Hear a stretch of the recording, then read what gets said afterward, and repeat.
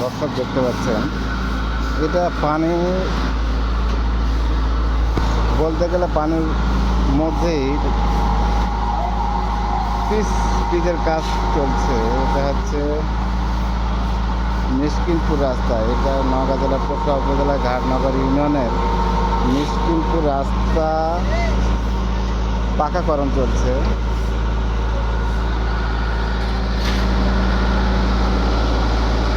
আপনার prime coat যেটা বলে, প্রাইম কোট বোঝা যাচ্ছে না। প্রাইম কোট পানির নিচে পড়ে গেছে, দেখেন।